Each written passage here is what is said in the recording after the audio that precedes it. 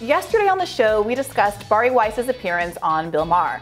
Well, the host of The View also caught her appearance, as well as the rest of Maher's show, and they apparently weren't happy. In fact, they slammed Maher for suggesting the mere idea of dropping pandemic control measures like mask wearing. Let's take a listen. This is what we're doing to protect our families. And you don't have to do it, but stay away from everybody. Because if you're the one who's not paying attention and you're coughing and sneezing, you don't want to, then stay out of the public, man. This is not, nobody wants this. I don't want it.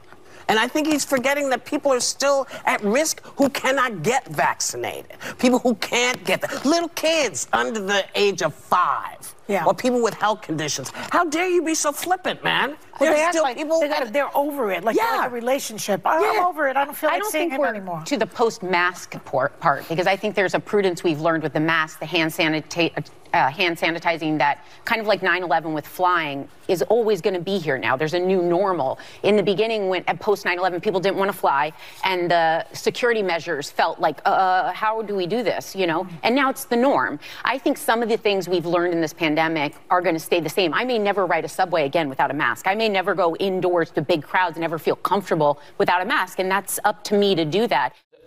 I will deal with Whoopi in a minute, but that, I don't even know who that was, but the comparison to post 9/11 security theater at airports is not a flattering one if you're trying to defend COVID mitigation, because the things we do at airports are completely pointless. Yep. They do not enhance safety. I've talked about it on the show a lot. I'm not telling viewers anything they haven't heard me say before, but we know that those ridiculously invasive security measures are not, they fail to catch contraband. It doesn't even matter if someone brings a knife on a plane anymore because the cockpit doors are locked. You are not going to hijack a plane. It's not possible to do it. It was possible before because we used to let hijackers hijack planes because it hadn't occurred to us that they would try to fly them into buildings. They usually just tried to take them to Cuba.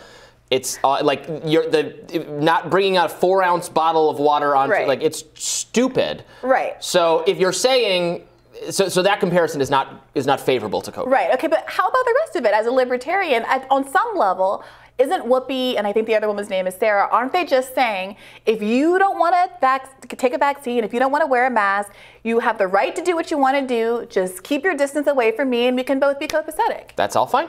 That's absolutely fine. We can make that compromise. You do what you want. I do what I want. It's absolutely fine. But no, they are not saying that. Their archetype, the Karen, wants to get you in trouble for not doing it. It's not a live and let live. I'm happy to let live. Other people, I don't care if other people, what policies they're following. They might have a different circumstance. And it could be that different circumstances are warranted for different people. If you are immunocompromised, you might want to wear a face shield wherever you go for a long while.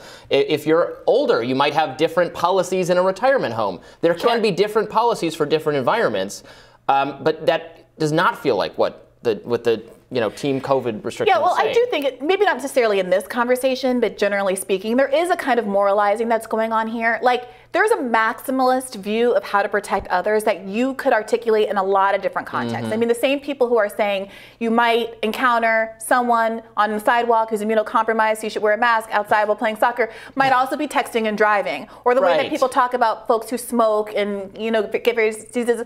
Like, okay, maybe I don't smoke, but I do something else that's harmful and you do something. And the world is flawed. Yeah. We're all doing our best. And I think that even though we would advise our loved ones and people we want to protect to try to urge themselves toward more productive, safer behaviors, I would like to think that we could have this conversation without the undercurrent of politicized moralizing. That seems to be what people are really reacting to, even if they don't object to the fundamentals here. And we used to not have this militance for health advice. Like the CDC thinks the average man should drink like 1 glass of wine, thinks the average woman should never even look at alcohol because what if she's pregnant? And this is like laughable advice that that you shouldn't have eggs cooked a certain way, that you should that your steak should be well done. Especially after the tequila talk we had yesterday. we can't. We're not following that.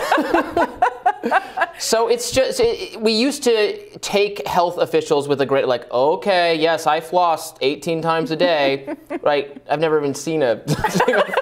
You're revealing a lot.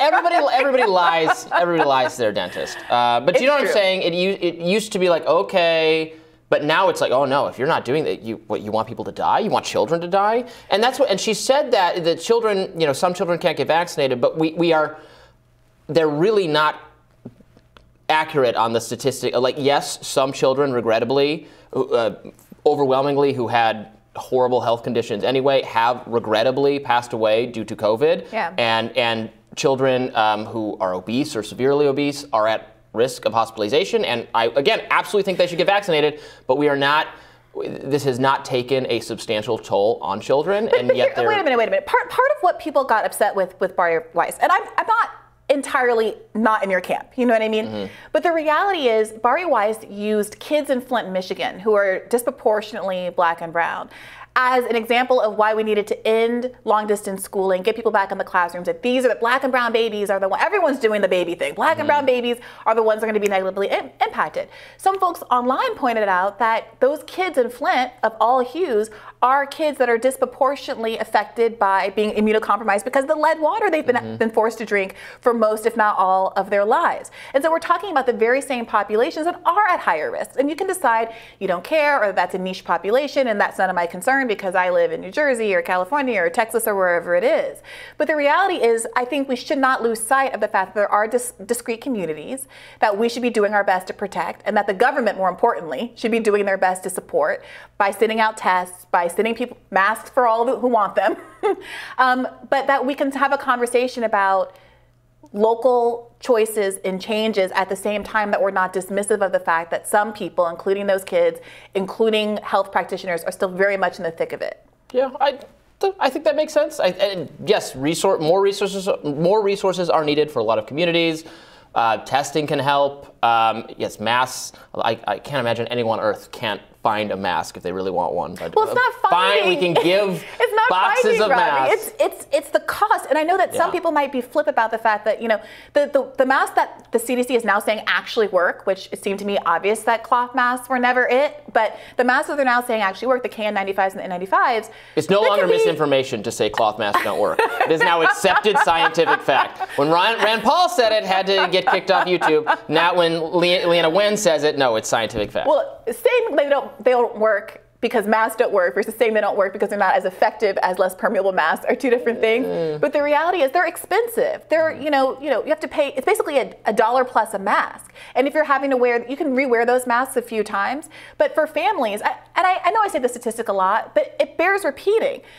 40% of Americans can't respond to a $400 emergency. They don't have $400 extra sitting around. There are people that are really living paycheck to paycheck, and an additional expense of having to spend dozens and dozens of dollars on masks every week because you have a family that you have to buy them for is real. And if the country, whatever you think about the mask guidance, if our government that we have elected has decided that they want people for public safety reasons to be wearing masks, then it should be doing something like all the other industrialized countries in the world to facilitate that, not forcing people to go and pay out of pocket in the middle of a pandemic and economic crisis when inflation is going through the roof and people just don't have money to spare. This is a more acute issue with the tests, which are very expensive. Absolutely. In part because of the massive testing bottleneck the government created by, the not approving rival tests and having So there was a lot of government wrongdoing on that front. Yeah, I mean, look at all this togetherness we're showing. That's great. We're a real model for the women of The View.